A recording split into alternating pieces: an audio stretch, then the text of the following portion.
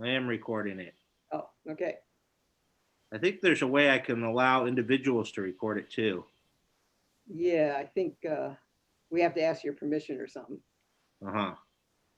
Yeah, this is Diane. I can only stay for a few minutes. I'm really interested in this. So I was hoping it could be recorded. Okay, well, I've just started it recording on my computer. Okay.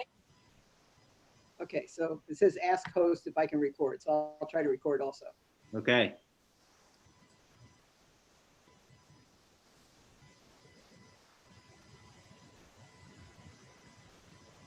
How are you doing, Mike? I'm doing good. All right. All right. I looked through the presentation that you sent out, and I forwarded it to all the committee members. Okay. Printed a hard copy for Ed O'Brien. It looks All great. right. Well, good.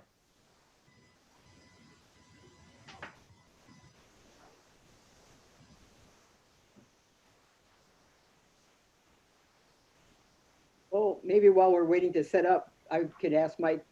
So the static water levels seem higher this year, but I'm running out of water on two of my community water systems that haven't ever run out of water before. So I'm just curious why that is. Well, I mean, just looking at the rainfall, it was particularly dry up there. I didn't realize it was as dry as it was up in that corner of the world. Yeah, I mean, I guess with the wells that you said are going dry, they're in the district or they're. Yeah. Up on Pallet Drive. Okay. They're not dry, they're just not producing as much. Okay, well, we'll kind of go over that of just kind of what does it. It's, yeah, I'll always kind of wait for that, but it's just, you can potentially lose pressure, and whether that is just a lack of water in the system. So Mike, how are you doing? This is Ed O'Brien. Oh, I'm doing well. Yeah, it's kind of fun, kind of getting back into thinking about Mendocino. It's been quite a few years since I've been doing this. So it has been. Yeah. But I've always enjoyed your presentations. Good. They were always very enlightening. Okay. Well, this is going to be a lot of stuff that you've from previous presentations. So I think that was what was asked for, was requested, was a bring us up to what did we miss before, and that's what I think we're going to have.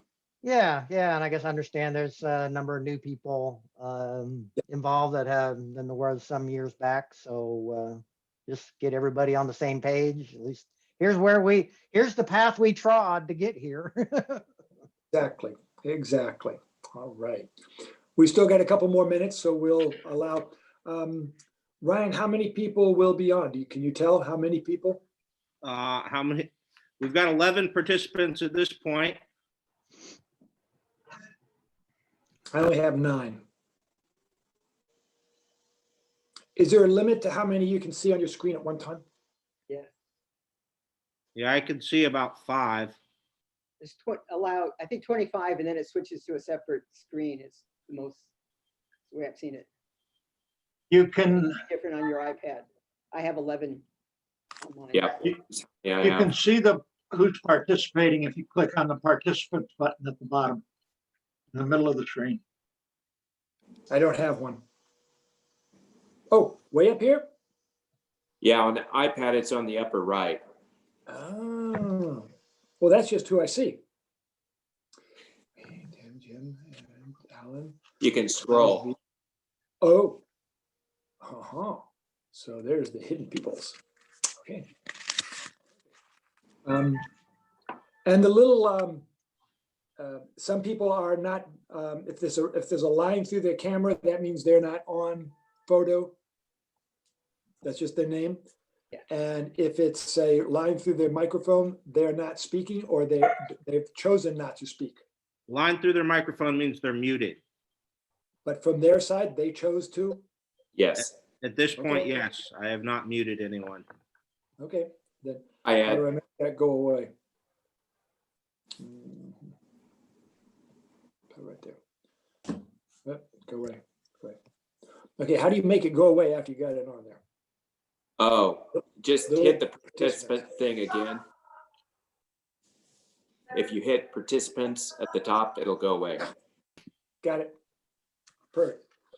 Okay, we have just a couple of minutes after 4. Do we anticipate any other people? We got about 12 people now. Hey, Denick. Okay, then we'll call this meeting to order. First off is to approve the agenda that is before us. Does anybody have any questions on it? It's pretty straightforward. We're going to have a presentation. Okay. Okay, the next thing is the public comment for non-agenda items. Hi, this is Colin Morrow. I'm here on behalf of my client, Steve Gomes, and I'm speaking on his behalf.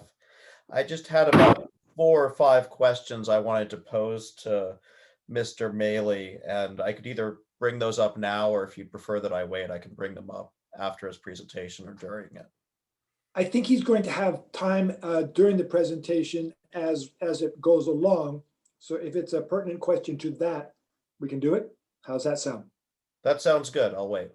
Okay, and if at any time we don't touch on what you're looking for, that's appropriate, because that is of the topic. This would be mainly for things that have, something to do with the streetlights or something like that. Okay. Sounds good. Okay, then at this time, any other public comment? Did I miss it? Okay, then at this time, I'd like to introduce Mike Maley.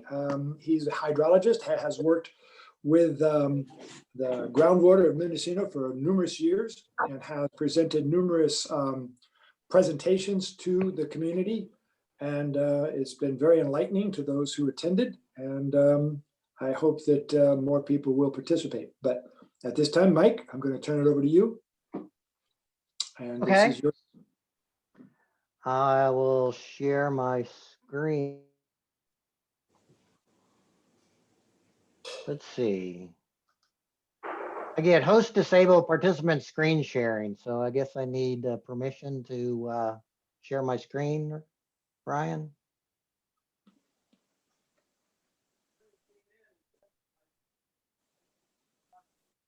Hey, Ryan, this is for you. Yeah. Mike wants to share his screen. I'm getting a message. There we got it. Well, that's not my right. screen. Nope. I got the sand dune. I got the sand dune. Okay. Sand dune's not me. That's Brian's Oh. screen. I thought that was pretty negative thinking there. But Mendocino in about 25 years. Still can't get it, Mike? No, I'm We're still getting that working on same it. message. I know we had it working earlier when we did a Yeah. test drive on this.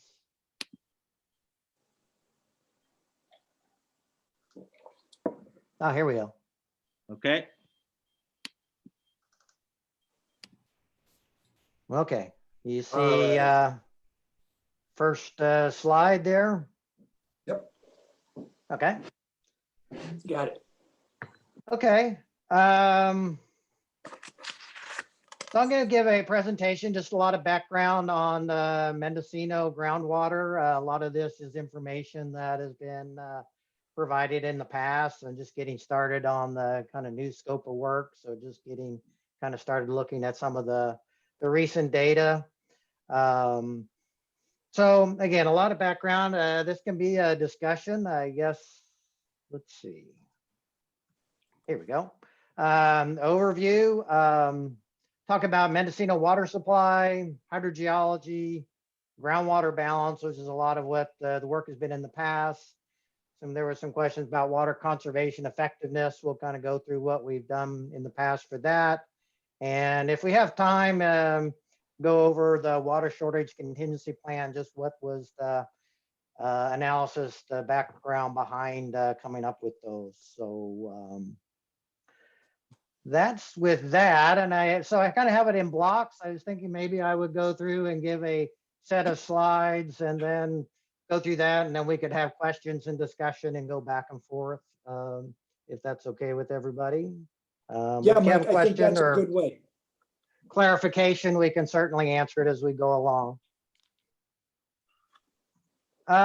So just water supply first, just here's the map, just so you're used to that. You guys, you're all from there, you know where you are. So here's Mendocino. Obviously you got downtown to the west of Highway 1 and the area to the east of Highway 1. The water supply in Mendocino is from individually privately owned wells, so everybody has their own well. Just this is something we did some years ago, probably about 12 years ago, where we started looking at different zones. And so we looked at just kind of grouping these together and just, you know, the downtown has the biggest concentration of wells and has the biggest water use. The west side, we kind of broke that up. In zone 2 is also downtown. Zone 3 is the state park and the neighborhood to the north of that, less so. And then 4 and 5 are the areas east of Highway 1, mostly right down the center. There's a number of houses. It's kind of, I guess, undeveloped on more on the side to the south. And I forget what that is up there, but I think they have a well that serves those areas. So about 20% of the pumping is from up there, and about 80% is from over on the west side. And you know, a lot of what this and water contingency plan just came from concerns about wells going dry. As back in the 1980s, I know DWR, Department of Water Resources, got involved. And as I understand it, during the 76, 77 drought, there were a lot of issues with wells going dry. That kind of started a number of things rolling on this. And so in the 2014, district did a survey and found the wells, who had wells, who bought water, and that. So that was kind of the first time in that we had information of what the issue was with wells going dry in a drought period. So you can see there's a number on the west side and some up here on the east side as well. Just real quick, on the survey, there were about 292 responses, which is 72% response rate. There are 28 dry wells reported as about 10% of the respondents. Most of those were shallow wells, less than 35, the more hand dug old wells. They're the most vulnerable with that. They were 50% of the dry wells. And we had a third of the shallow wells that we are aware of were dry. So they are highly vulnerable. And also the downtown area had the highest percentage, but there are also 20% of the wells were up on Highway 1, despite even though they have lower overall pumping.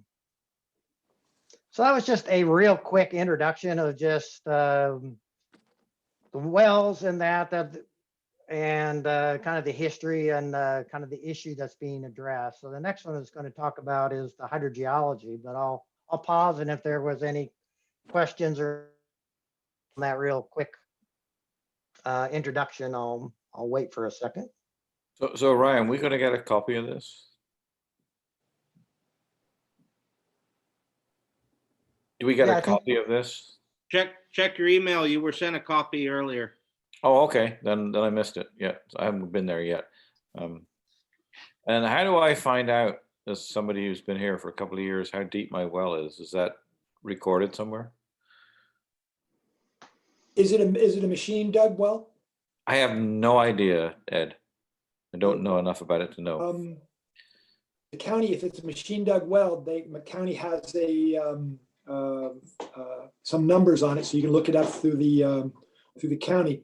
And if it's hand dug, it should be big enough to open up a little part and put a string in it with a weight on it and drop it down. Okay, the old-fashioned way, right? Just Yeah, yeah. get a plumb line and measure. Okay. Yeah. Because I Yeah, noticed but- mine was one of the ones that went dry during that period. Yeah, that's something you should be able to check relatively easily without pulling out all the pumping and such. Okay. One question, Mr. Maley. How Sure. hydrologically connected or disconnected are those zones that you showed on slide 5? Well, I have some slides coming up that we're going to talk about that. So I'll have some pictures for you in a bit. So once we get to that, if you want to have, if I don't answer your question, bring it up again and we'll talk some more about it. Thank you. Okay. So next is just more the hydrogeology. Start with just some real basics. Obviously, all this is really driven off the hydrologic cycle. Precipitation is really the main source of water, and it falls on the infiltrates. It partitions. A component of it infiltrates and goes into the groundwater, and then will eventually reach, in that case here, springs on the edges. Some of it will be surface runoff that will get into a creek and run off that way. So again, that whole cycle, it rains here, it moves through to here, to the ocean or to surface water where it's evaporated, goes back up and around. So in the aquifer underneath here, Mendocino, and we'll talk some more about it, but just some real basic ones. There's, you'll hear about fractured rock. And then there are what are terrace deposits, which are more sand deposits. And what the difference is there is that the water occurs in the open space within the hard rock, whether it's sand between the sand grains or in the fractures. Typically, a sandy or gravelly aquifer will have a fair amount of porosity. It can be anywhere from 5 to 20 some percent, depending on the characteristics of the rock or of the sediments. And that's usually because it's a more open work framework. It usually transmits water fairly readily.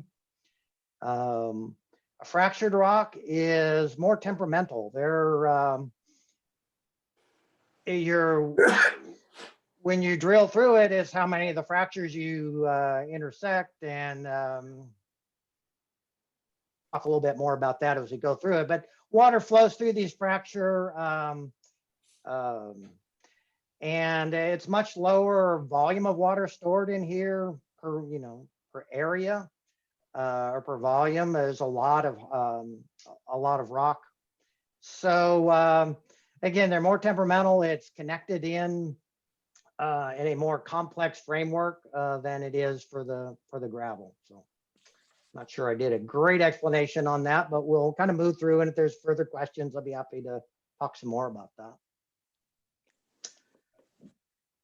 So here's a picture along the cliffs, and this really kind of summarizes what the main units that are. There's a soil, a foot or two of soil that's derived from the underlying sediment. In this case, a terrace deposit. Terraces, these are marine terrace. These are rather sandy. They're more of a beach or shallow marine type sand. And they're now up here on the headland. That's primarily attributed to uplift of the area due to tectonic forces. And then underlying that is the hard bedrock, Franciscan Formation. It's very dense. And then you can see along in here. Can you see the little hand? Am I hopefully? Yep. Okay. Pointing to things, I want to make sure that you guys saw that. So I'm not just referring. Oh, to no, things. we see that hand moving around. Okay, great. Yeah. So you can see, there's large vertical fractures in here that represent this. And there's just a variety of others. There'd be a weathering along the northern upper part of the contact with the marine. And so that's where the water would come out, and where you kind of see is the vegetation. That's usually where there would be a spring on here or something seeping out, and the vegetation is there soaking all that up. The Here's an oblique air photo, and he just gives an illustration of how the terrace deposits are, especially down here on this one. You can see this very flat line area down in here. That's just really a layer of sand that's laid over the top of the rock. And underneath it is the hard rock, and it's a very rugged and uneven surface. So there'll be areas underneath this flat where there might be tens of feet of sand, and other areas where there's very little or a foot or two of sand. So just kind of giving that basic relationship between those. So these sand deposits, they're called marine terraces, and there's 4 that are been defined out here. I've outlined in here the ones that are kind of fully saturated where the deeper areas are, but you can kind of see it does cover pretty much, especially the western side.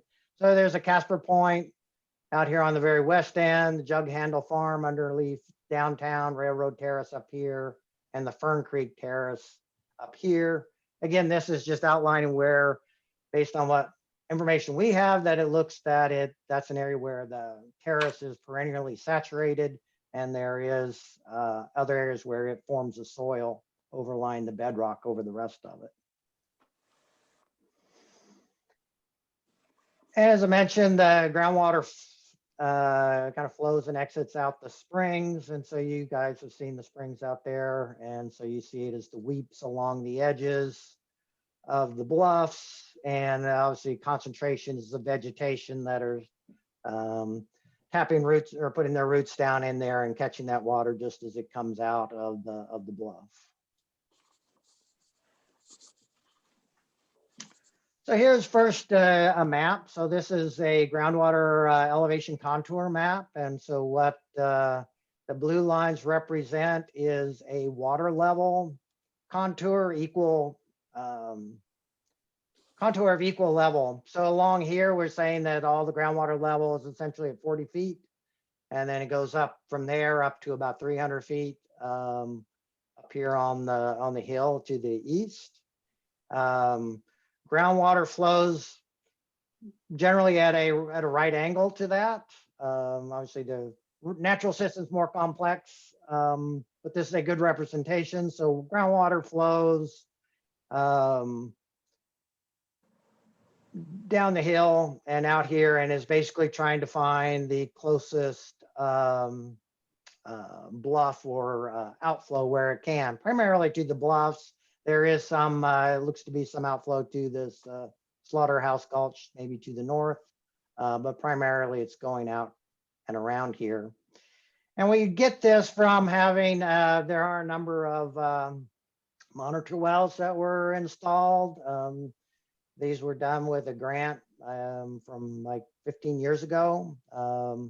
So there are a number of those around here. I'm going to show a hydrograph of 3 of these, 1 in downtown and 2 up here, just because they have different well histories. So this covers the whole period to look at the change in groundwater levels with time. So I'm sorry, I have a question. So if I look Sure. at stuff to the east of Highway 1, that bottom blue arrow would imply that none of that water actually goes through the town of Mendocino. It just disappears off into the ocean, right? That's what that So arrow. it's so down here on the very that one. Yeah, southern part, okay. that part, yeah, that would be heading out to these areas. There is water that would come down and would come into this part of downtown. There are this water would come out here. So yes, it's kind of a combination of all of that. The water is, again, trying to find its closest outflow point.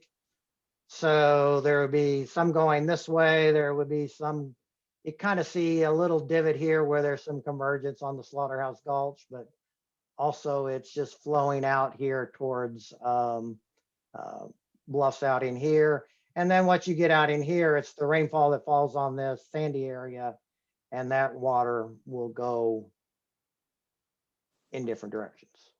And I have some, again, we've done groundwater modeling with that, and I have a water budget, and I can give you some numbers here in just a little bit when I do the water balance section. I have a quick question. What do you Sure. mean when you say the groundwater velocity is 500 to Oh. 600 feet per year? Yeah, so groundwater velocity is basically the amount of water flowing through here. It's the formula is the hydraulic conductivity, which is a factor for characteristics of the rock. The gradient, which is the change in groundwater level with distance. And then you divide it by the porosity. So that's what I was talking about with the fractured and gravel rock there. A lower bedrock would have a lower porosity and therefore a higher velocity. Anyway, on average, we've looked at that, and it's about 500 to 600 feet. So what that is looking at is, Well, she's probably hungry because you know what? She didn't want lunch. I didn't feed her lunch. She didn't see look yeah, at some her at all. background noise. So I thought I'd wait for her to decide she was hungry. She's So, hungry. yeah, I'll feed her. What you For like? particle of water, it's just saying it would move 500 feet in a year. So so actually the actual movement of water, it could take some years for it to get out from here. It would take Excuse me, less so to get can- out can- from this I- Let's direction. get rid of it. I'm gonna ask folks to please Okay. mute. They're not, please mute. So are you saying that it would take multiple years for water to go 1,000 or 1,800 feet? It would take 3 years or? It would take, yeah, for a particle of water to get from one point to another, yes. That is, so that's one part of it. And then the other we'll talk about is just, with the water and the pressure, which is really what governs how much water you get out of your well.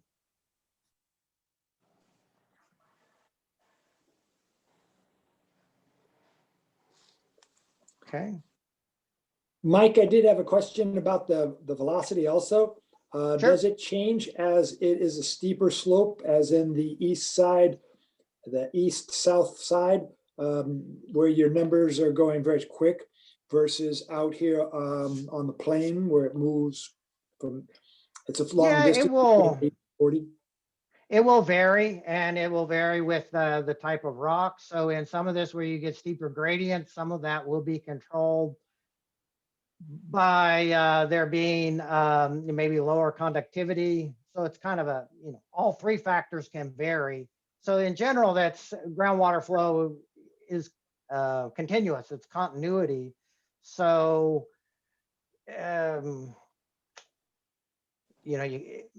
it's possible that you could get areas where it's going out faster, but in general, all these, when you look at, the interplay of all those factors, it's in that range of 500, 600 feet per year. Certainly it can, especially as you get out maybe to the cliffs or something where there's more fractures, it might move a little bit faster, but in general, this is how fast it goes. And if I'm trying to judge anywhere in between, I should just look at right angles to the contour lines, right? I mean, Yeah, so the flow is flowing at a right angle. Yeah, okay. Yeah. And again, this is an interpretation of the groundwater levels, and fractured rocks are temperamental, and so they can do kind of some strange things, but in general, that's where it's going. Yeah, okay. Okay. So again, here are the two wells, and just looking at some hydrographs. And so essentially what you got is that there is a seasonal pattern, and that's really reflecting the seasonal rainfall. As you look at some of these, the first big rain, it just really goes up. Once all that water comes in, then it kind of fills up the aquifer. And then as the rain stops, it starts declining over time. And then we just keep repeating that cycle. And then it's just variations in the climate will be from year to year, whether it's a wet year or a dry year, will kind of govern how long it takes for that to start to decrease and how deep it will go. And that's part of what we're looking at. So even though, we'll talk about that here in a little bit. You have a range of this of, really 0, 5 to 30, 25, 30 feet. But it is a sensitive aquifer, and we'll get to that. And that's really the interplay of the terrace sands with the fractured rock and how the water supply is. But as you can see, in kind of wet years, water level stays up, and in drier years, you get down deeper.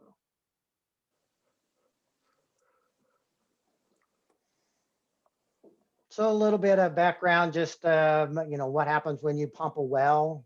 So you put a well in, it's screened at some depth, and you turn the pump on, and water starts flowing in it, and it forms what's called a drawdown cone.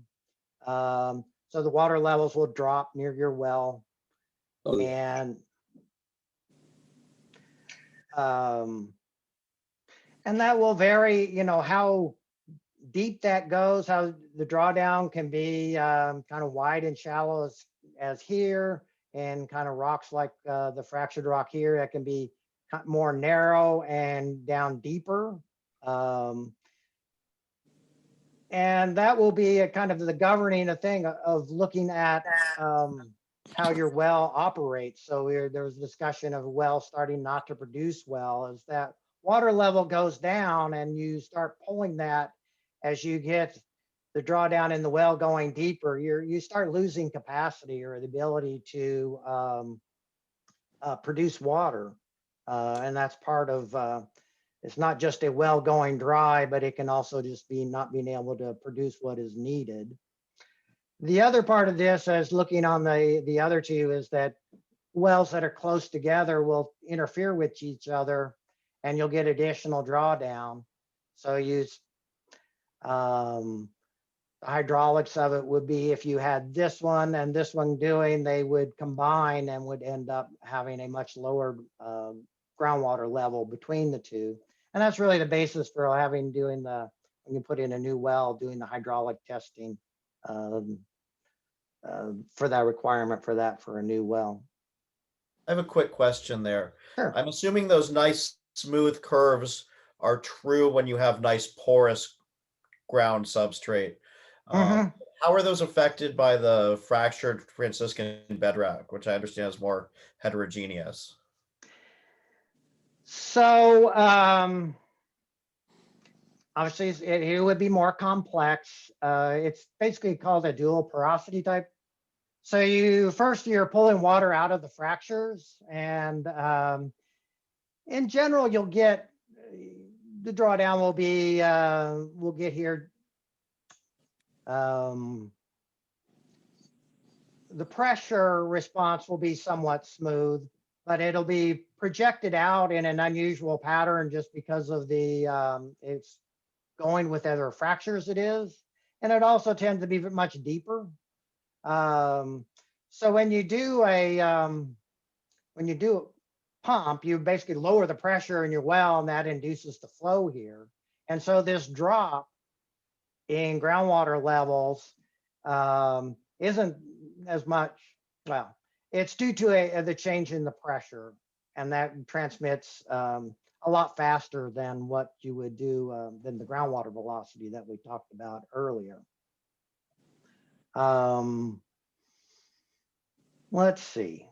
Did I answer your question? I think I think so. I think I heard you maybe saying something earlier that the column will be narrower in fractured Franciscan bedrock.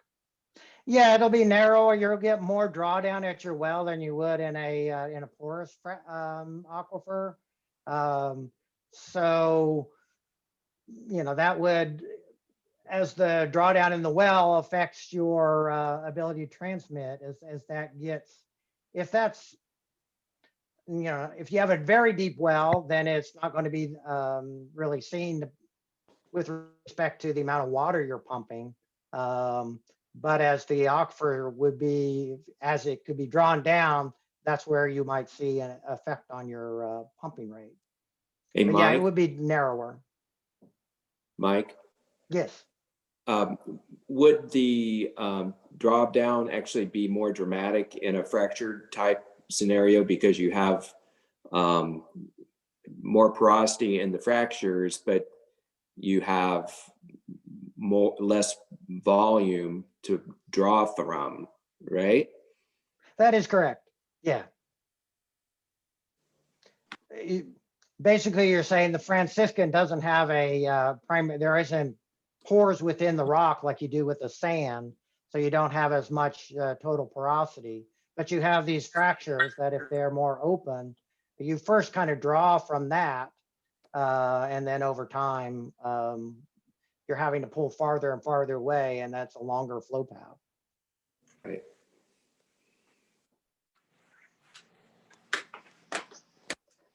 Okay. Now we get to this. So this is kind of looking at what the situation is with Mendocino. So the terrace sands form up here at the top. And as these fill up with water, it essentially becomes the, if you're thinking of it in engineering terms, it becomes kind of the pressure tank that charges all these fractures. So as water levels in the terrace go down, you start kind of losing pressure in the fractures. Also, as you look at the deeper wells, you know, how well a well responds is really how many fractures it intersects. And some may be well situated and some less so. So one like here in the center where there's a lot of terrace and they're well connected to the fractures are well connected to the terrace and it intersects a number of fractures, that well is probably going to be pretty resilient and be able to pump maybe even through a drought. Whereas ones that are over here, like this one, I kind of purposely drew it to, it doesn't intersect hardly any fracture. So it might be one that'd be more vulnerable just because it has a more difficult, not as well connected to this. Basically, I tend to think of it as a storage tank up here. You also have the shallow wells that are in here in the terrace, but they're also very shallow. So as the water level starts dropping, you know, that will affect your performance of being able to draw water out of here. So in kind of the conceptual model of how this aquifer works is that, you know, these sands really are good rain catchers and they catch the rain and they are able to store it in these kind of low areas in those shallow terraces. And that is what really charges up the fractures and sustains them through the summer so that they are continue to produce water.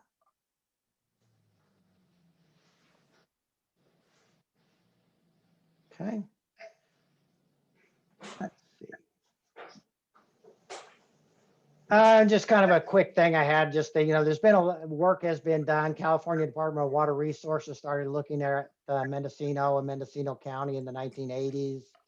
Quest Engineering got involved. They primarily worked with the county and then with the city, and then kind of came up through the water contingency plan. Groundwater model updates, Kennedy Jensen taught groundwater. That's primarily been my work back through that number of years. Also, the district collects data regularly and has a good water record of information. And then the individual well owners do their hydraulic testing when they put in a new well. So that's a lot of information. So I know that's what some of the questions were. So if we want to go back and talk about any of that, happy to do that. I did have a question, Mike, about those terraces, Okay. the individual named terraces. Okay. Yeah, those ones. Are those names that you put on them to recognize the difference? Were they some sort of historic? That is what how they are referred to in the DWR report from the 1980s. So I used those names. So the idea that Jug Handle Farm is a long ways away from here has nothing to do with it. Yeah, I did not name them. That's just what they called them, and they did their first report they did was more of a regional one, kind of along the whole coast. So they may have defined a terrace at that level at Jug Handle Farm, and then decided that this one correlated to that. They do talk about 5 different terraces. There are 4 of those named here. So I think that's essentially what was done, that they mapped them in. And they kind of represent different levels. Yeah. I'll go ahead here to one hydrologically other next separate are they? slide. They're at different elevations, kind of representing Oh. different ages. So Casper Point is down here right at sea level. Jug Got it. Handle Farm is at this elevation. Railroad Terrace is up here. Fern Creek Terrace is up here. There may be a higher one out beyond us. I never was quite clear what the 5th one was. Got it. Okay. But that's it. And I think that's really what it was, is they correlated it to these relative elevations. Okay. Are those terraces hydrologically separate, or is there some linkage? They generally just recharge the bedrock beneath each one. That's how we have been interpreting it. They're at different levels. Again, the soils that kind of cover different areas, but yeah, basically they don't really have an outflow so much. I mean, I think there is some out here, but generally these areas that are highlighted in yellow are where the sands kind of sit in a low spot in the eroded surface of the Franciscan, and they basically recharge the fractured bedrock. So just kind of like what this is, that they're sitting in here in these little eroded holes. The sand filled that in. There's some sand up here on the, some of the other areas, but it's just soil. It doesn't really hold water. So the water seeps in and flows out. There are some springs along that Casper Point right on the coast. So to use your analogy of a pressure tank, is there not really any pressure tank type thing for the houses on the west side of the peninsula there? So out in here? Yeah, it didn't seem like there was any terrace over those. Well, there's a terrace here, there's here, but also you can see, as we saw in that earlier photo, there's just a lot of sand lying over here. So I think some of it gets held up into the sand catches it, and it's not as efficient as holding, where you have the saturated terrace, but it seems to help keep that recharged. But out in here is some of the wells that were kind of vulnerable, and there's kind of more shallow bedrock right up in here. So yeah, it does vary in there, but Mike, yes. would it be true to say that the Fern Creek area is a recharge area for Jug Handle and Railroad Terrace, as well as Casper Point?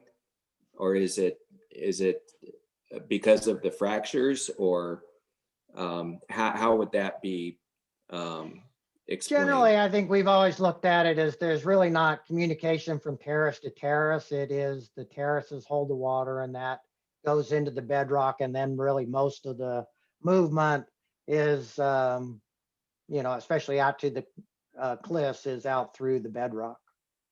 So there is, though, that hydrologic connection between the terrace deposits and the Franciscan, between them, right? Yeah, they're all contributing to the Franciscan, yes. Okay. Well, yeah, Mike, I mean, I guess the question I would ask is, if I go back to the contour map, Jim. Right. Yeah. You go right angles to the contour map, it would seem that stuff in the Fern doesn't really flow to the town at all. It goes out left and right. I mean, and Ed made the point last time that it goes to Slaughterhouse Creek to the north, but the southern side seems to just Right. miss the town altogether. Yeah, Well, it kind of but there- fits right in here. And so, Right. I mean, there is some that goes into this part. Yeah, I just Like- reacting to your But, comment about yeah. if you go to the right of the contour, if you go right angles to the contour lines, as it goes down, and I can't point, but if you go from that measuring well 220D and you go right angle to the contour lines, it sort of bends down and comes down here, right? So it Yeah, it actually goes right out. reaches Yeah, down. out Right. that drainage. right. Mike, it would be interesting to superimpose the terraces onto that very same map with the. That's true. I think I had some of those somewhere back. I didn't have put those in here, but yeah, that would be something we could. Yeah, because I think the one that you have the terraces, the Fern Creek, basically laps over Little Lake Road by a little bit. Yeah, it And- kind of sits right in here. And yeah, exactly. And then though that part of it's going to be heading, west, southwest. And so, but Well, yeah, the until it other reaches part the of it's going to be 160, going until down. it reaches the 160 contour and 140 contour line. If it goes at right angles, it sort of bends around. Yes, exactly. So it would be interesting to see those. Kind of flows off, superimposed. yeah, and then the southwesterly and a northwesterly kind of component to both of it, to the recharge Yeah, out of that. And realize that the contours, can change. This is a representation of the data, and so Mhm. with more data, we would have a maybe a different view of how that movement is. But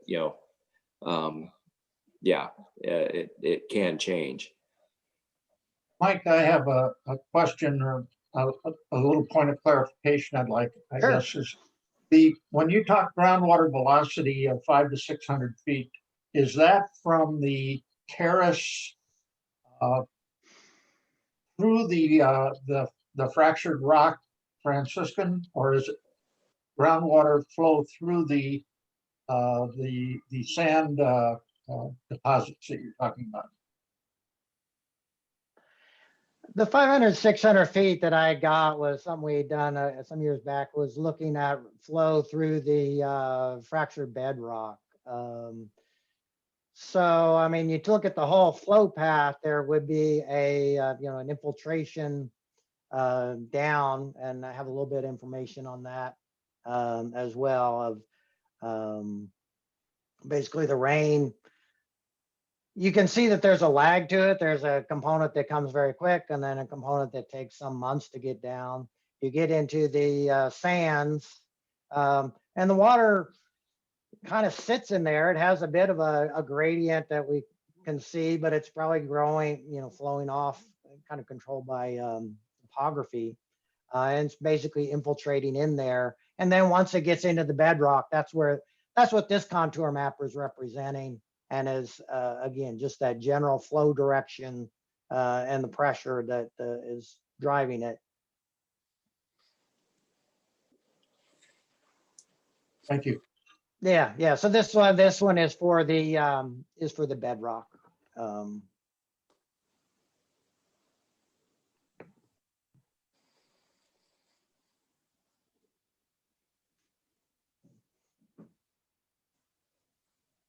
Okay. Well, I'll kind of keep going. If you have more questions, we can always go back as we get through some of this. This is kind of looking more at the water balance, and that's what a lot of the modeling was doing. I'm not really going to go into the model. That would take a lot of time, and we already have a lot of information in here, and that will be presented when we finish the update. So we kind of talked about that one, the cross section. So again, this is looking at it and just kind of superimposing those different zones. This is something that was done some years back. I think it was about 12 years ago, just kind of looking at zonation, and we looked at it with respect to the wells and to the groundwater flow directions. So there is kind of somewhat of a groundwater divide that comes along in here, varies, probably could put it out that way. And And water to the south, that divide is basically going to the south. The other is going to up to the north, finding those areas. Rainfall falls over this whole area and infiltrates at different rates depending on the underlying rock and the presence of terraces. And again, it kind of flows off in various different directions. So we'll look at this here. We'll do first a kind of a water balance for the whole area, and then we'll look at some information we have for the different zones and the contributions between the various ones, at least based on what the groundwater model says. So we do these as a water year. A water year is from October to September, kind of capturing the rainy season, dry season character of California climate. So we've done from, this is the last time we did an update. So we had 98 to 2015. And you can see the groundwater recharge, which is primarily the precipitation that falls on there, is the bulk of the water that comes in, basically 98%. It's also highly variable from very wet years like 98, where it was 1,500, and then 2014, it was basically, excuse me, half of that. Groundwater inflow is, we kind of cut the aquifer off here, so we have a boundary condition that allows water to come in to the north, and that's basically a contribution from areas just outside the district. But that accounts for a relatively small amount. Then the outflow, primarily it's water is flowing towards the cliffs and somewhat to the streams. That's about 60%. ET is, this is evapotranspiration, which is from the groundwater. There's also an evapotranspiration of soil water, but this is those plants that we saw, the contribution of that, of plants, shrubs, and trees pulling water out directly from the groundwater, especially right at the edge where those springs occur. Then here's the water supply, here's the pumping, and that has changed over time, or basically what we understand from the earlier where we didn't have a meter well, but it was higher, and that conservation is, you guys have been doing good at that and have been forced to in recent years, and that has changed. And so the average is about 18% of the water is on an annual basis is collected for pumping. And then we have a change in storage, which is just a change from year to year of groundwater levels. And as we saw on those hydrographs, the groundwater levels are relatively stable. There are some dry years where it is, you get more, you end up not filling the aquifer back up to where it started from. And then there are years where it's really wet and you fill it up higher than it was the year before. But in general, it kind of balances out. So you said 18% is pumped. Is that what you said, 1/8? Yeah, 18% Okay. on average. I'm looking at that 62% natural seepage. So that's referring to water flowing mostly out of cliffside springs into the ocean. Is that correct? That is correct. Would it be possible to move some of that 62% into the 18% of pumped water with additional pumping? I guess to rephrase that, could additional pumping capture some of that water that's otherwise flowing into the ocean? That is a true statement, and I think so. Yeah, I mean, you could try and capture it, but a lot of it is, you know, kind of as it flows through these areas, and you especially got areas like the state park where you can't really pump, and so that's where a lot of it is water that escapes through there. Right now, the pumping is really meeting individual supply at everybody's property. So it's kind of where could you do that? I know those kind of discussions have been in the past of, you know, could we put a line of wells around the outside and try and capture it? to some degree, yes, but it's kind of what would you do with it and where would you store it? Kind of some of those engineering questions start coming into play about how you would manage that. And then another question that's pretty unrelated, but Sure. it takes a year for water to move 500 or 600 feet horizontally. Mhm. To what extent are those figures more heterogeneous in terms of what the water budgets look like for different places? Are places with heavy pumping seeing a more limited budget versus sparser places would have more generous budgets? Does that make sense? I think so. Maybe we'll kind of look here at this next and see, this is kind of what we're talking about. So here we talk about water budget for the 5 zones. And I kind of pulled a table out of report for this where we were looking at, I think it was for 2014 or 15.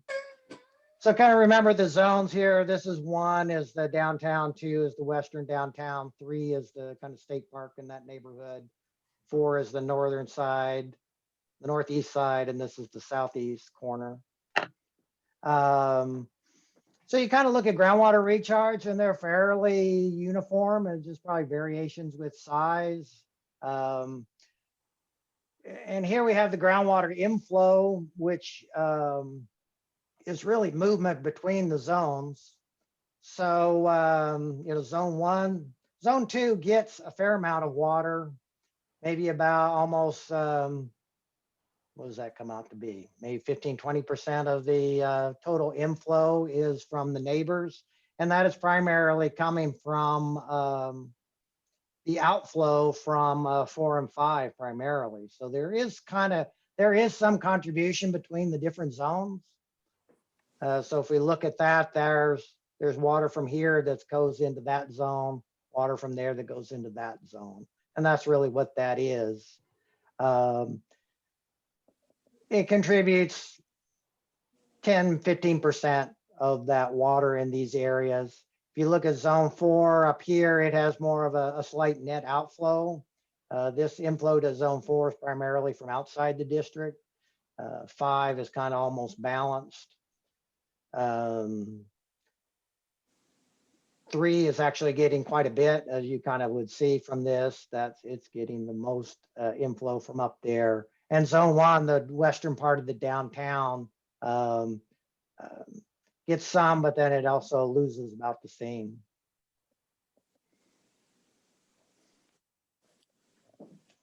So we look at this on a seasonal basis. Are we effectively losing more water in the winter months or the rainy season than we're gaining? In other words, is there an opportunity to collect water that we're not collecting in the winter and using it later, which is something that's come up before? I mean, because this is all, over a year and so on, but I mean, right.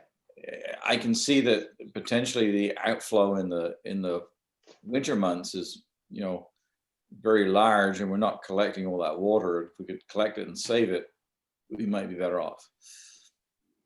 I don't know how you do that, by the way, money-wise. Yeah, well, that is actually, we've had these discussions before, and that is kind of the engineering challenge of doing that and putting something to collect water and a lot of infrastructure that wouldn't end up basically interfering. You have a tourist-based economy, so you also have to kind of consider that aspect of it as well, of just keeping that natural scenery as well. A lot of it with the outflow, it isn't as variable seasonably because that bedrock aquifer is kind of rate limited, and that's kind of what sustains the groundwater through the summer. Why you can kind of keep pumping is that you can only push so much through those fractures, and those terraces can hold it. They're actually the tank, that's really where your water is being held. So those terraces collect all that water, they go up and they slowly drain through the summer and keep that. So I think if I can rephrase what you just said, you're saying that even if you could collect more water in the winter, it really wouldn't make much difference because most of it's held in the aquifer anyway. Is that what you just said? Yeah, I mean, I think if the terrace sands that we talked about, those are the things that are really holding the water. That's what collects. Naturally, that's the collection system that is there. So what flows out of the drain is kind of a steady flow. Obviously, it'll be when water levels are higher, there's a little more pressure, so there's a little bit, but it doesn't vary dramatically over the year. The springs kind of flow most of the summer, as I understand it, but you guys live up there, so you would know. Mike, can I go back just a little bit? Sure. Mr. Morrow was questioning about the 62% that was going by us and it was going out.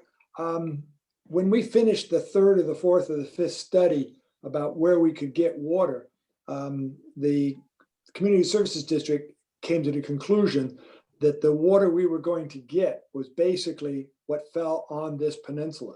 And he's correct that most of it goes out to sea. And he's also correct with the northwest section has less people on it.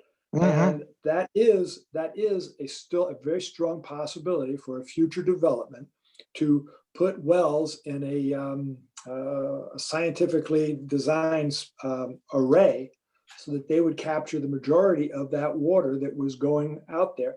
But again, it gets back to infrastructure and it gets back to a lot of money. And it also gets back to that great problem we already have is that the water distribution is not even in town. And so therefore, some people have a good well and they would like to help their neighbor, but they don't want to pay for a whole water system. So it becomes, it touches on the political again.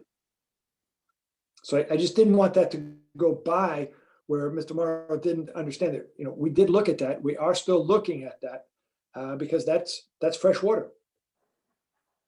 It's a source. So there are potential engineering solutions, but the problem is, where does the money come from? The money and the political will to do it. And well, money equals political will. Yeah, yeah. Well, there's another one too, and that is that there will be not just a if the money was dropped upon us and then we now had the money to develop it, it'll always be an ongoing source of money to keep it up, to do whatever you have to do to make it a city water.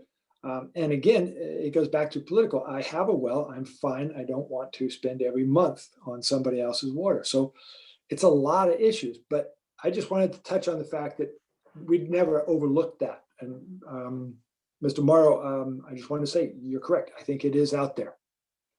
Yeah. And your point is a good one. You know, it's not just about the engineering, it's about the will and the how do you get somebody to pay for somebody else's stuff. Yeah.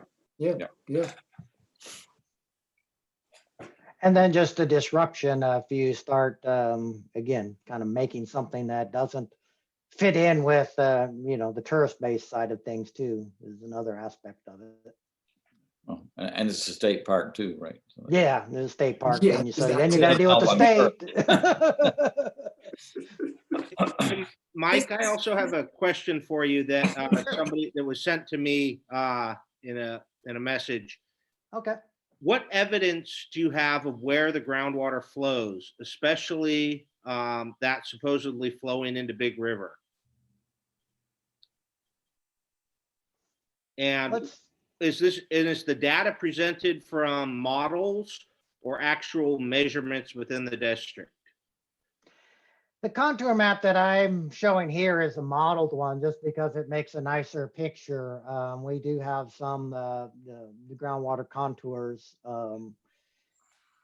I guess the flow to Big River, I mean, I think a lot of this, the water doesn't flow into the river. It basically comes out to either a spring or a creek and then discharges and is either consumed by either all this vegetation on the edge or would potentially could flow into it, I suppose, if there's creeks. I don't know much about this area over here. Yeah, there's an old pond down there. Oh, okay. it's a wetlands, almost just go straight down from where your hand is right now. And that's, yeah, right in that area. There's an old pond, and that's where that water collects. Okay, well, that makes sense. I Yep. mean, so there is water flowing down there. Yep. You got a pond, a wetland, it's flowing into that. And then I guess that's probably maybe a sandbar on the river, and that might be the connection to it. But Yep. we don't, in the model, we don't have any kind of direct connection to the river. That's.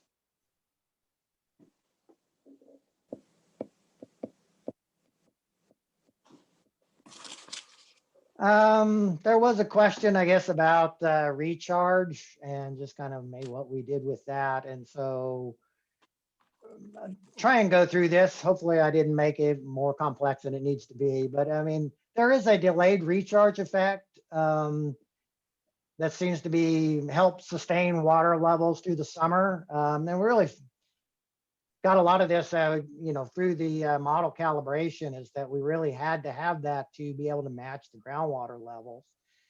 And we based this process, and it's basically empirical, based on trying to history match the data.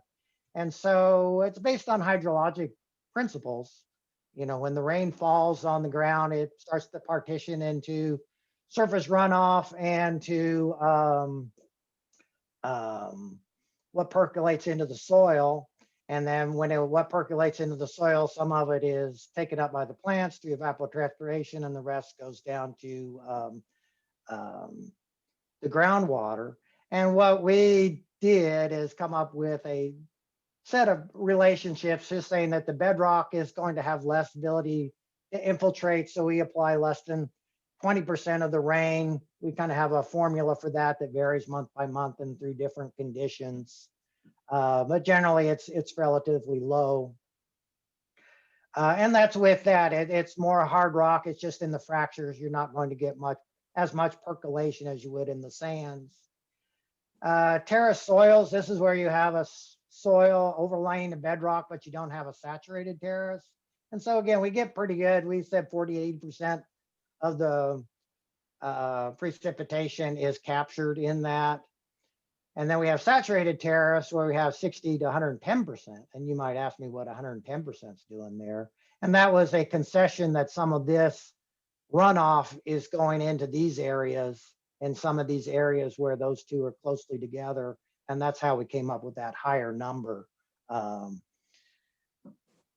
for percent of saturate, or of how much the rainfall would go into the groundwater. We also have these are some basic hydrologic approaches. You have to have a certain threshold of rain before anything will happen. Whether if it's a really light rain, it's just going to get caught in the soil and consumed. We put it at 1/4 inch, which is relatively low for that. And also, if you get very high intensity rain, we are looking at it on a monthly level. So we kind of found through looking at this, once you get up this 10 to 15 inch per month, we would cap it back down to 10 and just say, once you get beyond that, the soils are fully saturated and everything is running off. And we assume for the most part, we count for a little bit of surface water runoff being captured into the sands, but mostly we say that the runoff just flows out as surface flow out over the creek, over the cliffs, or down in through a creek. And then we have a percolation rates. We define 3 different seasons. There's a initial wet season. If you remember on that hydrograph, when you first get the rain, it just shoots up, 5, 6, 10 feet. And so we had the first 16 inches of the rainfall. We had a very high percentage. So what these represent is percent of that rainfall applied per month. So we'd say 70% of the rainfall of that month reaches it in this first wet season. 20% of the preceding month would go in there, and 10% of the month before that would infiltrate. And that's getting this delayed recharge, which is water being held up in the soil as soil moisture and just taking its time going down. And then we get this, stretch it out a little bit over the later part of the wet season where you get less as the water soils start becoming more saturated. You get less of an initial and more of a delayed effect. And then in the dry season, we stretch it out even more so. But in that period, there's hardly any rain. So, I mean, occasionally you get an inch or two of rain. So this is really where that volume is occurring. So kind of short, the recharge is most of it goes in fairly quickly within that month. And then there is a tail that comes and takes a little longer to get down to the rain into the groundwater. And that was really kind of developed just from the model calibration that if we didn't do that, we'd have the water levels just drop off really rapidly in the summer, but that's not what the data showed. And this is our approach, kind of an empirical approach to kind of build that back in to account for that.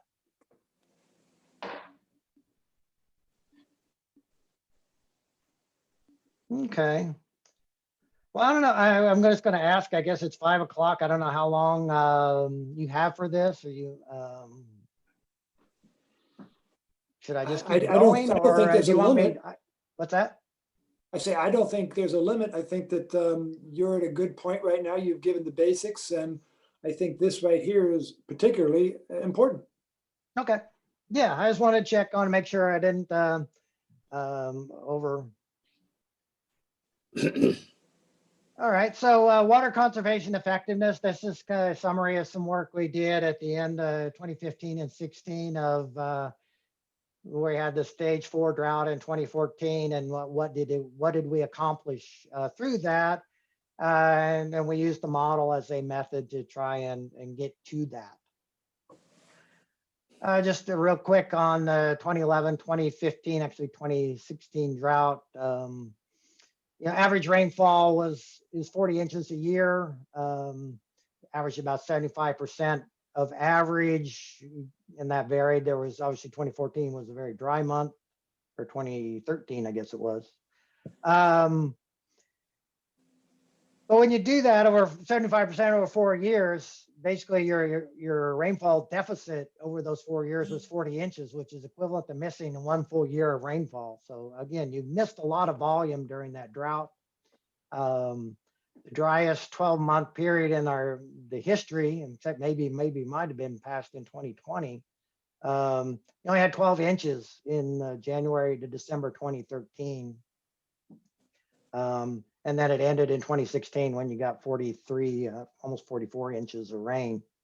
So that's some of the facts, were just what happened, just the sequence of doing the drought and how that compared to what was going in California. So in 2011, no drought condition. 2012, district called the stage 1, and it was out in here where here it was still in an area for the state. But again, it's what the local conditions is what the stage is based on for the district. Stage 2 for here, that's consistent with the severe drought that was called. Stage 4 was the dark red. That's the exceptional drought. That's the historical drought. For that, started to recover in 2015, and by 2016 it had pretty much run its course in for your area. So that's just kind of looking back at what transpired over that sequence of years, and how it related to what was going on in the rest of the state. So we did use the model to look at whether the water conservation was effective, and basically looked at trying to, this is before we had all the meter readings. So we had an assumption of pumping that we're using, those basically people were using close to their allocation, and found that if we simulated the groundwater levels with full pumping, we overestimated the pumping or the groundwater level. It went down too far. And then if we backed it off, in this case, to match what the water conservation level was, we ended up matching fairly well. So that was gives an indication that people were following the water conservation, and it was having an effect on the groundwater levels that we were getting back. By changing that, we were getting groundwater levels in these wells that were back in kind of what a normal year would be like. Kind of look at 2014. This was kind of at the end of that driest 12-month period. And so where were the groundwater levels changed the most? The greatest was about 20 feet over here in the kind of western downtown area. Areas up in here is kind of a general area of 5 feet. And there were some wells that were kind of up here in the 10-foot range. And that was comparing January 24 groundwater levels compared to what the average January groundwater level would be based on the records the district had. So again, just kind of giving a general sense of where that is. And really what you see is it's right down the middle. And so you think about it, you know, water is still flowing out to the edges. So they're kind of staying stable. It's the areas here on that center on the groundwater divide that feel that effect first. So it's really right down the center of it. So that seems conceptually consistent. Going back a slide before you go too far past it. Sure. How are you testing that model, or is there some sort of control? So we have basically gone through and calibrated the model to groundwater levels. And obviously we had an assumption of what the pumping would be. Again, we've kind of based it that people were using essentially their allocation. Now we have meter pumping, so we'll be able to test that, and we can look at, that's something we'll be looking at this time around to see if now that we have more meter data, what that does. Although a lot of this meter data is through a period where there have been reduced groundwater pumping and always just ongoing conservation. So we'll look at that, see what we can see with that. So your model basically matches up with a training set of historical data? Yeah, we did it primarily. I had a slide for that and I took it out because it was with the model, but we really did an initial set of calibration through the 90s when you really didn't have a drought, and people and for the water conservation efforts were in place. And then kind of since that, I guess that went up through about 2003, and then since then through 2004 up now through 2015, we've done these periodic updates where we've looked at how the model was responding. In general, it has done well until we got to these really severe droughts and we had these significant water conservation approaches. And so that we kind of used that, kind of changed the pumping. We did a sensitivity analysis, as you can look here, of just, here is the residual mean, which is looking at the difference between measured and simulated groundwater levels. And the closer to zero, the closer the match. And so we ran all the pumping at different percent reduction from the allotment. And you know, in 2013, when it was a 25% reduction, that's about where we ended. In 2014, we're at 40%. So what sort of R squared values did you have historically with the model? Or something similar? Yeah, I'd have to look back. I mean, I think we've done reasonably well. They should be, I think, in the 90% kind of for a correlation factor. And yeah, I mean, those kind of statistics, we have them in our, put them in those reports. I haven't looked at those yet because I've been looking more at the data part of it, but so I can't quite remember off the top of my head. But we could look it up and they're documented in the reports. We give all the statistics.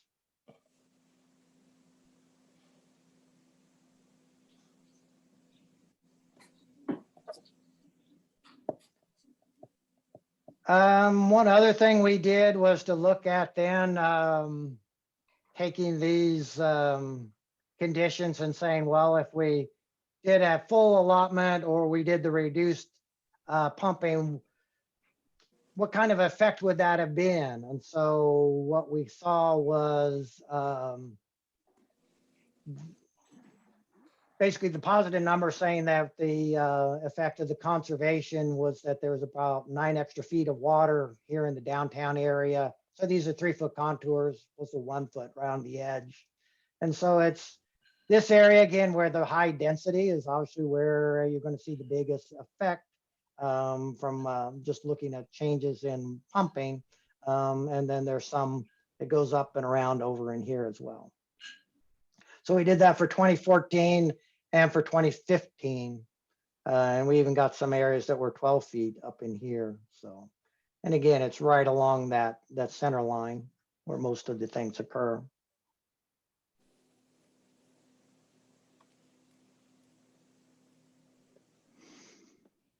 And then we looked at the end of the drought and then just now looking at, we looked at the 2014 and how they were compared to average January.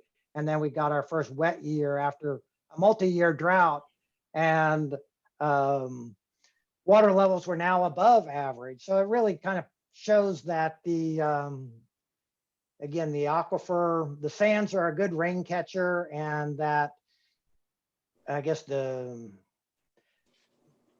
area is maybe susceptible to a drought, but it also recovers very quickly. It just needs one good wet year and everything's back to normal. So that's the plus side of kind of how the aquifer is configured. It does recover really in just 1 year with average to above average rain. And this is looking at groundwater levels. This is not looking at the model. So this is looking at actual data and comparing those.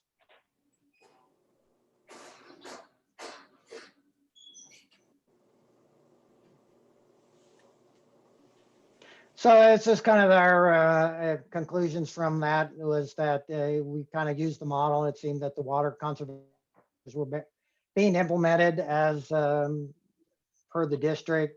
And groundwater conditions did improve, 3 to 9 feet,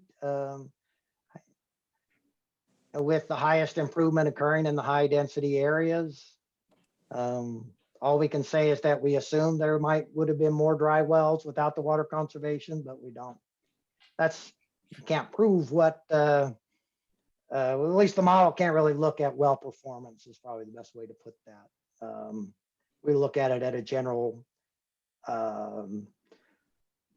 area wide. We can't really say that this well or that well will go dry because there's a lot of factors that involve operation of a well,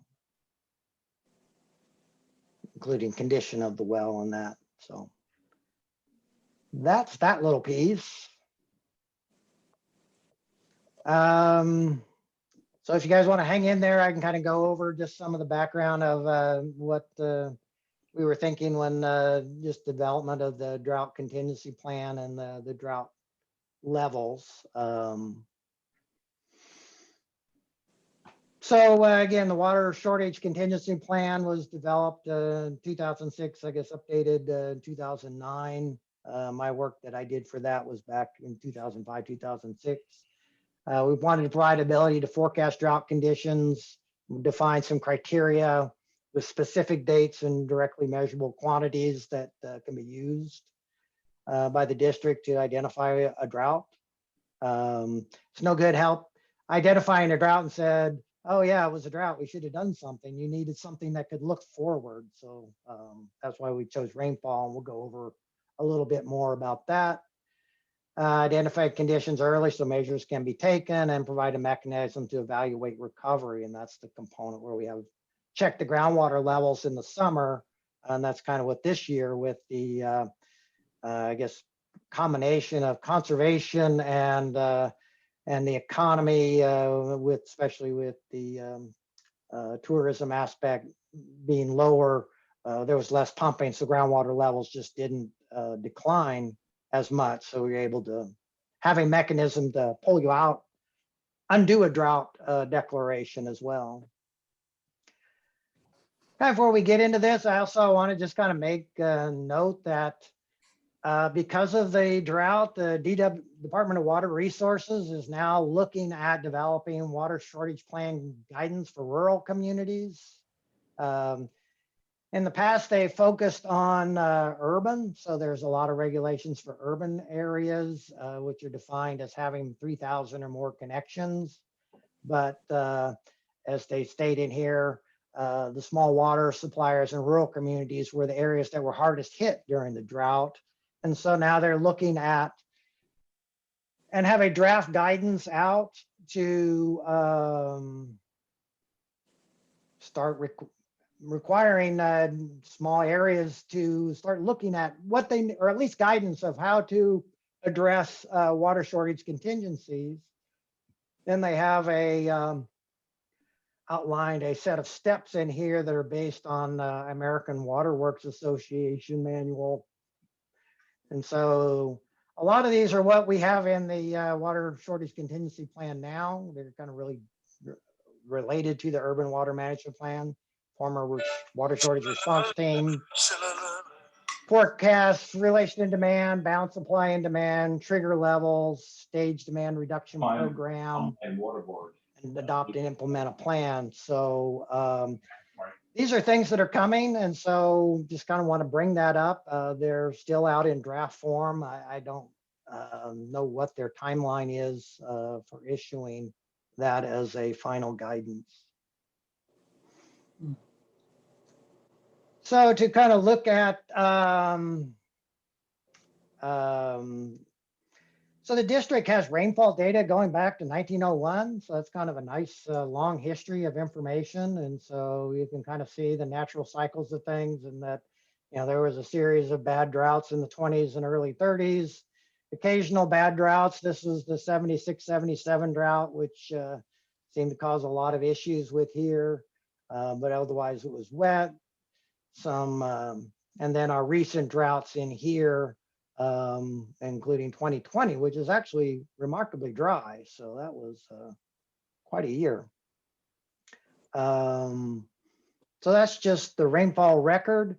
And looking at this, we kind of took this same data set, and instead of looking at it from with respect to time, we just ordered them from lowest to highest and put it as a percentage. Basically, you come up with the average is 40%, but you kind of see, and it's always interesting to me when you get a long-term rainfall of how they just fall on a line. They don't cluster. They really do this.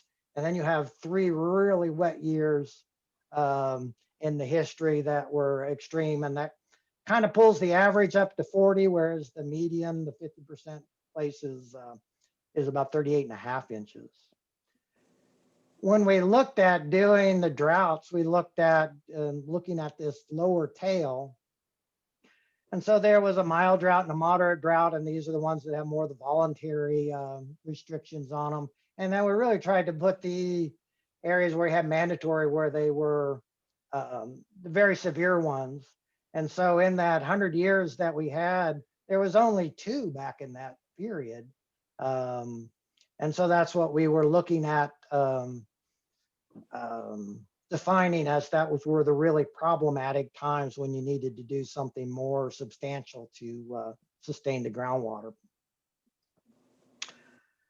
So just real kind of average with this is the outline of the water shortage contingency plan. There's level 1's mild, is about 17 to 25% below average. May happen once every 5 years. Involuntary 10%. Moderate 25 to 40% below average. Maybe once every 8 years. Again, voluntary. And then here where you get the ones that are 40 to 50% below normal, 15 years. And then what had been plus or minus 50 years, but now we've had a couple of them in just the last few years. So there you go. Just Mother Nature always comes up with things, gives you. So that's kind of what that was based on at the time we were doing it. We then looked at that information and we used the model to look at a baseline condition and then what we call a basic condition, which is to decrease the average monthly pumping by certain percentages. Then we looked at seasonably variable, just how that might happen. And then what would happen in a multi-year, in this case, we just looked at a 2-year drought. So I just kind of show some curves here. So this is a simulated groundwater level at a particular well and just kind of showing it as an example. And so the baseline is, this is kind of what would be an average year with average rainfall that you would get this kind of shape. And then if you drop it by certain percentages, it just kind of walks down. So 25%, which was that kind of stage 2 level, was you dropped probably less than 10 feet. As you get into 40%, which is getting down to like the stage 3, you're about 12 feet below, and then the historic, which was 1977 equivalent, you were dropping to maybe almost 20 feet at this well. We just put the no rain there as just sort of a floor just for interest. We looked at that change with respect to where it occurred, and it's kind of similar to what the maps we got for the drought of these areas. So you can see that groundwater levels were lower in these, in the downtown area, primarily. It's just Mike, can I ask you what year is this based on? This is not based on a year. Now we're kind of looking at a kind of a general scenario now. So now we've kind of not looking at a historical simulation, but we're looking at a planning scenario. And in this case, we assume that this is, we have a 1 year where you got perfectly uniform rainfall, average rainfall for every month. So that's what this basic set was. And then we just decreased those by a percentage. I just saw that the brown one was based on 77, correct? We did pick that one as just historic low. Yeah, we just put, basically, we put in the 1977 rainfall. And so on the next page, would that be the same one for the worst? So yeah, we have here historic 1977, yeah. Now, would you assume that 2020 is going to be similar to that because of the actual rainfall that we have had? Well, I think it will, because there's the 2 parts, I think because of the lower pumping, it won't be as severe. And that's kind of what was reflected in the groundwater levels. Oh, okay, got it. Mike? Yeah. This is not Bob, but Christina Ehringer, and I thought I had changed my title up there on the Zoom. But that brings me to a question I wanted to ask you, because this community was provided sort of an unintended experiment this year when our hospitality sector was forced to close or limit bookings due to COVID-19 from about May through September. Right. And I was going to ask you to speculate upon the status of our current groundwater conditions here in the district if the closure would have not have occurred and hospitality was able to fill to normal capacities. Well, I think in just general terms, again, just getting the data and starting to look at it, but in basically what I guess since transpired is we had a very low rainfall that kind of fell into that stage 4 category. And so there was a 40% reduction of pumping, but then there was, as you said, an unintended experiment. A lot of pumping didn't occur because people couldn't come. So you didn't get the pumping, so that aspect of the groundwater outflow was reduced. And I think that was reflected in when they did the measurements in the summer and found the water levels weren't as as low as would have been, as we had in our criteria in there. So they were able to move it up to a stage 2. Yeah. So Then- I do think that was a direct result, and I'm sure that the hospitality industry not having the people come, that's probably because that would be really a lot around downtown, the commercial area. Right, right. Now, if along similar lines, if water year 2021 develops into a second year of drier conditions, which is what NOAA is currently predicting, Right. and hospitality is able to fill the capacity, can you speculate on the impacts to our groundwater levels at this time next year?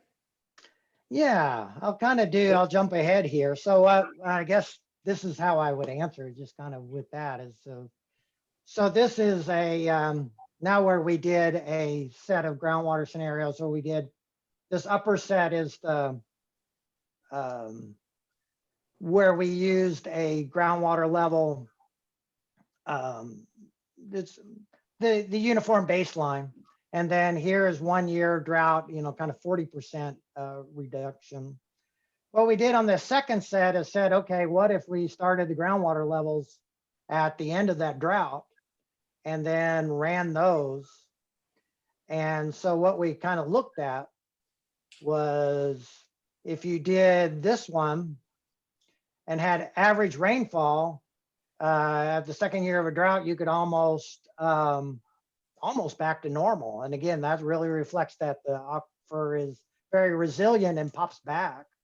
But on the second year, if you look at what would be a 25%, you ended up down in here, and basically you were almost, you did have a, it was worse than if it was 20%. It was more like the 40, it followed the 40% line from the 1 year. So that's where we have that condition where if a second year of a drought, you drop it down one stage. And this is really what that's based on, is that 25% should have been up here, but because you started out low, it comes out here. And really what it drives from is that when this tipping point occurs and when that starts to drop off. So if we have a second year of drought, and it will have some compounding impact on that. So if we're now in a stage 2, and if we get something like a stage 3 or 4, it might be adjusted down because of that. With having a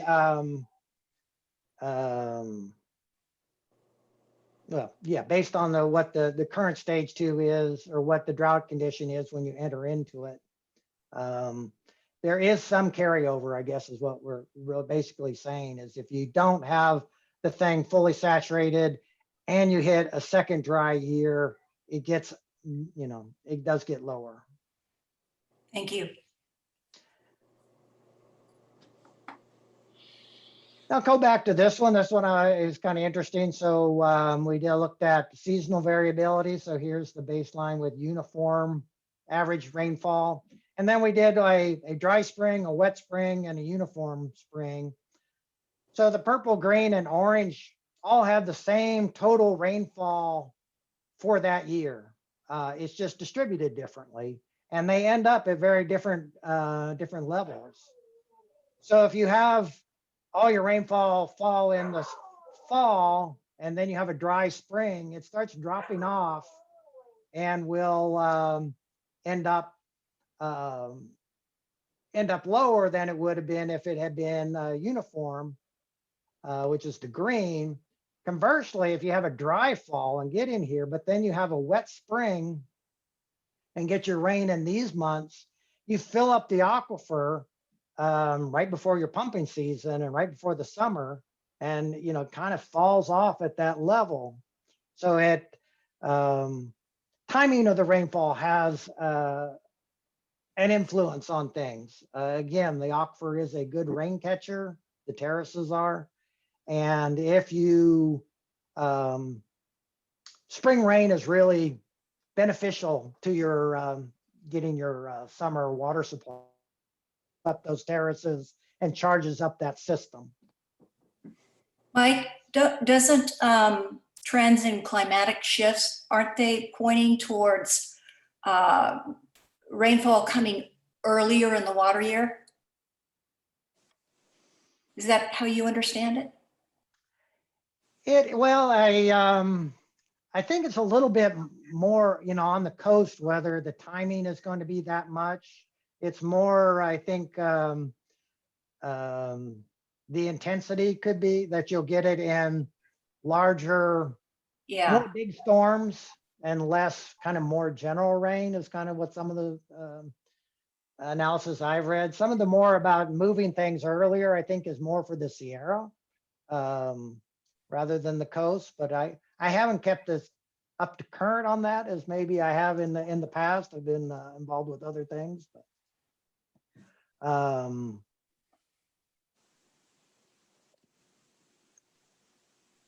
anyway, but yeah, I'm not certain, but if you did shift it earlier, and that would have a detriment, not be as good for for Mendocino as it would if there was more spring rain. That answer your question? Yes, thank you very much. Okay. Okay, kind of winding up here, just real quick, there's a lot of words here, but just hit the main ones. Precipitation is the key parameter. It's both the timing and the amount. And what I guess we found it was that the spring groundwater levels weren't necessarily a good indicator, that it was really the precipitation that kind of told you what was going to happen.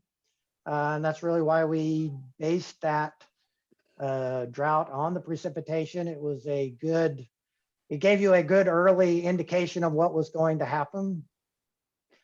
The aquifer is very quick to respond to change, and groundwater levels can recover quickly. So that's the good news. And the multi-year droughts, you can have some compounding effect on that. So again, we developed criteria where we define specific dates, measurable data, which was rainfall, which is something you can get, immediately. You could identify it early, so you could do your conservation early enough to be effective. And you had a means to provide, evaluate recovery. I didn't really talk about that, but we did use the model to come up with a set of, and looking at historical data for those wells too, clearly. And here's where, if those wells are at this level, and we had 5 indicator wells that are kind of distributed across the district, if these are in this range, you're in a more beneficial area, and maybe you can adjust the drought criteria based on that. So we did want to give a means to recovery, which would be that if you followed all your, the guidelines and you had an effect, as it happened this year, you can kind of back off on the restrictions. And that's kind of what this is. So just rainfall is the early indicator. And just to kind of, this is the average long-term rainfall. And so you basically get about half your rainfall by January 31st. So that's why we picked that date. It gives you an indicator. 83% on average is by the end of March. And by the end of June, you got 97%. It's just kind of over by that point. And so unless we kind of made that one just in case you had the wet spring that you could adjust backwards. And then we had a summer fall groundwater level assessments in August, November, and December, and then the multi-year drought condition. So that's what I had. Covered a lot of territory. Hope that was helpful. Hopefully it was what you were looking for. So if you have any other questions, or I didn't answer any of the questions that you guys had, can certainly go back and handle anything.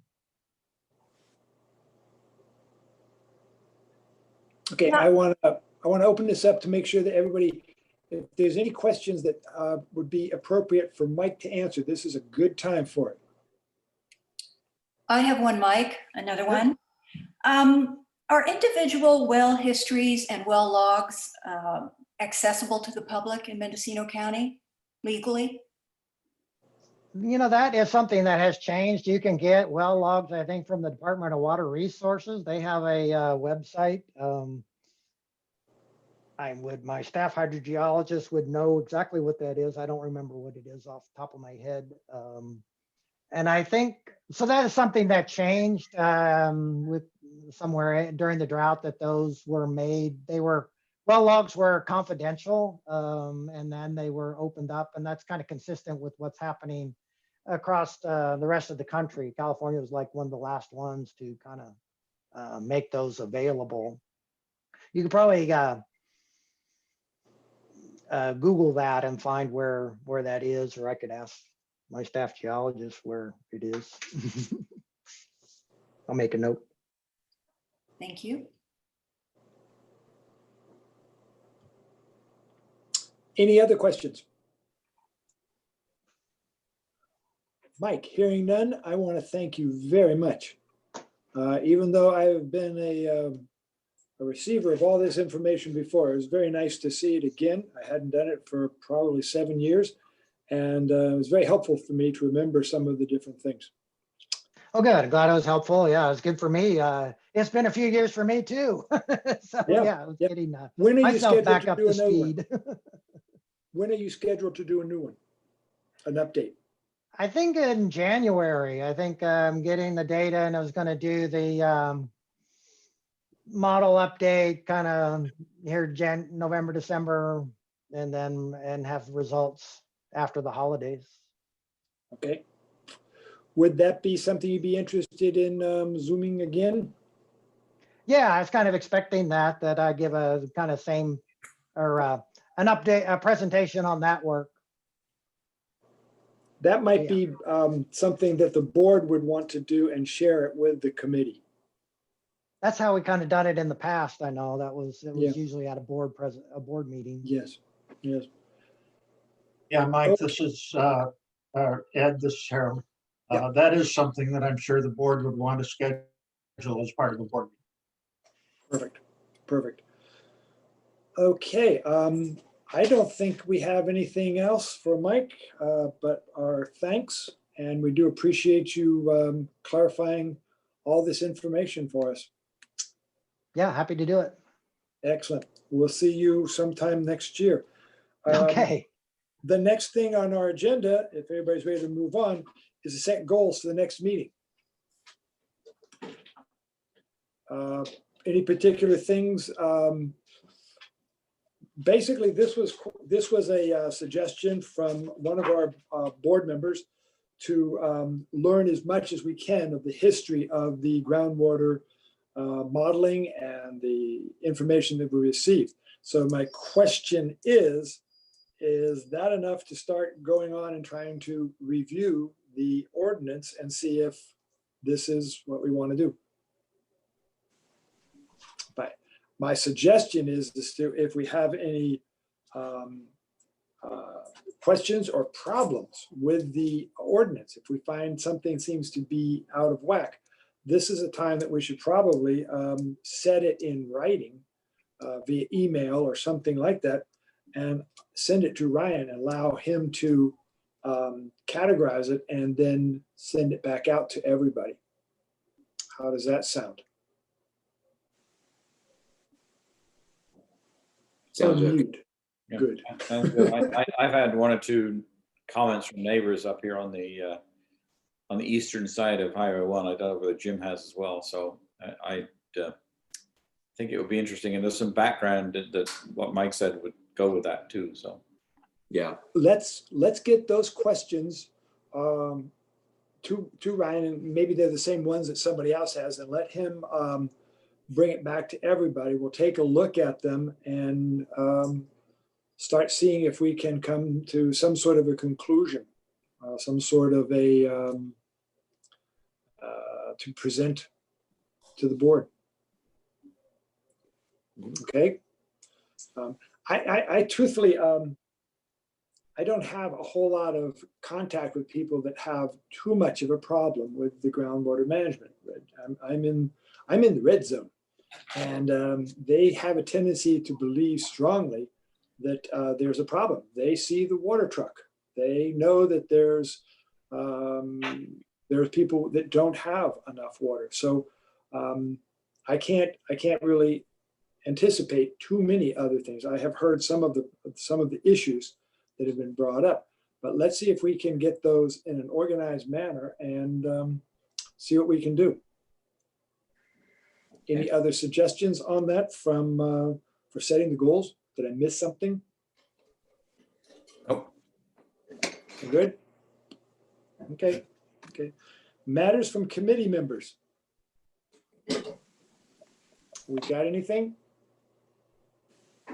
Okay. Well, I only have one thing, and that's a personal one from me. And I sometimes go back and forth, and I know it's not right, but I go back and forth between my 22 years on the board and as a board member or chair of a board, of a committee, excuse me, I did it again. And so if anytime I stepped over that and referred to us, me, our, we, it's a confusion because of the 22 years of doing it in one way and only a few months of doing it this way. So if it seemed wrong, I apologize, but it was a slip up. So anything else that we have to do? Ryan, when's our next meeting scheduled? Do we have one? We do. It will be the first Tuesday of next month. So that would be December 1st at 4 p.m. Is that good? Yep. Okay. Oh, and one other thing, I do want to congratulate all the people who are either re-elected members or new members. It was very nice. That was our first MCCSD election in 30 years. Wow, I didn't know that. Yeah. Generally, they have some sort of a meeting, and they say, okay, everybody's standing up, and they say, anybody who wants this job, stand up, and everybody else sits down. And so you're it. This time it was a little bit different, but I do appreciate how much effort everybody did put into it to make sure that we have a full board, and I'm sure Harold appreciates that also. Anything else, guys? Yeah, Ed, I just want to second what you said. I think we had a very good election, and I'm looking forward to welcoming the new board members to the next board meeting. But this is going to be the first time that we've had a full 5-member board in well over a year, and I'm really delighted at that. Yes. Excellent. All right, then hearing no other questions, we will adjourn this meeting, and I thank you very much. And by the way, Ryan, very good on learning how to Zoom. We're getting there. We're getting Yeah. Very good. Oh. All right. Thank you very much. Have a good evening. Good night. Thank you. Good night. Night.